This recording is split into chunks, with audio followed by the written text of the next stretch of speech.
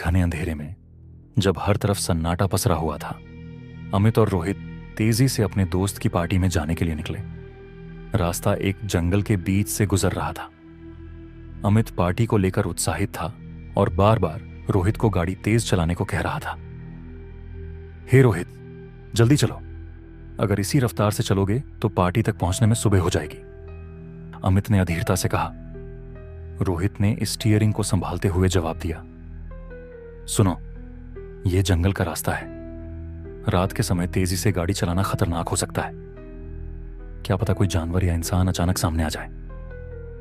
यार, कौन सा इंसान जंगल में घूम रहा होगा, और अगर कोई जानवर भी आ जाए तो मुझे उसकी परवाह नहीं।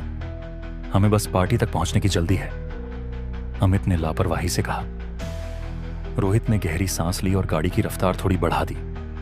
अचानक गाड़ी की हेडलाइट की रोशनी में एक बड़ा सा भेड़िया दिखाई दिया जो सड़क के बीच में खड़ा था। ब्रेक लगाओ रोहित, अमित चिल्लाया, लेकिन देर हो चुकी थी। गाड़ी भेड़िए से टकरा गई। दोनों दोस्त हक्का बक्का रह गए। गाड़ी रोककर वे नीचे उतरे और भेड़िए की ओर बढ़े। देखो, यह अभी भी सांस ले रहा है, रोहित ने कहा। तो क्या हम इसे लेकर अस्पताल जाएंगे, अमित ने व्यंग्यात्मक लहजे में कहा। कम से कम इसकी जान बचाने की कोशिश तो करनी चाहिए। यह सिर्फ एक जानवर है, लेकिन इसकी जिंदगी भी मायने रखती है, रोहित ने गंभीरता से कहा। क्या तुम्हें लगता है कि यह जिंदा रहेगा? और वैसे भी हमें पार्टी में देर हो रही है, चलो इसे यहां छोड़ देते हैं, अमित ने लापरवाही से कहा। रोहित ने अनमने मन से अमित की बात मानी और दोनों ने घायल भेड़िए को सड़क के किनारे छोड़ दिया। भेड़िए की आंखों में एक अजीब सी चमक थी, मानो वह कुछ कहना चाह रहा हो। अमित और रोहित पार्टी से लौटने के कुछ घंटे बाद अपने अपने घर चले गए, लेकिन रोहित के अंदर कुछ अजीब सा बदलाव शुरू हो गया। उस रात रोहित अपने कमरे में बेचैन महसूस कर रहा था। उसके शरीर में अजीब सी हलचल हो रही थी। उसकी मांसपेशियां जैसे दर्द से खींच रही थीं और उसकी त्वचा से पसीना टपक रहा था। अचानक उसने महसूस किया कि उसके हाथों में नाखून बढ़ रहे हैं और उसकी आंखें अंधेरे में चमकने लगीं। क्या हो रहा है मेरे साथ, रोहित ने घबराते हुए खुद से कहा।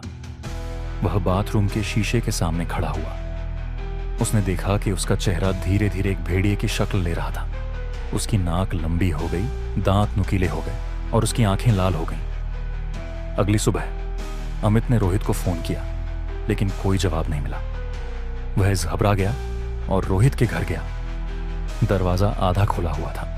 अंदर घुसते ही उसने देखा कि दीवारों पर खून से भेड़ियों की आकृतियां बनी हुई। रोहित, तुम कहां हो, अमित ने डरते हुए पुकारा। अचानक रोहित कमरे के कोने से बाहर आया। उसकी चाल अब इंसान जैसी नहीं थी। वह झुका हुआ चल रहा था, जैसे किसी जानवर की तरह। रोहित, तुम्हारे साथ क्या हो गया है, अमित ने हिम्मत जुटाकर पूछा। रोहित ने गुर्राते हुए जवाब दिया। तुम्हें याद है उस रात क्या हुआ था? तुमने उस भेड़िए को मरने के लिए छोड़ दिया। अब मैं उसी की आत्मा से बंधा हुआ हूं। मैं इंसान नहीं, एक भेड़िया बन गया हूं।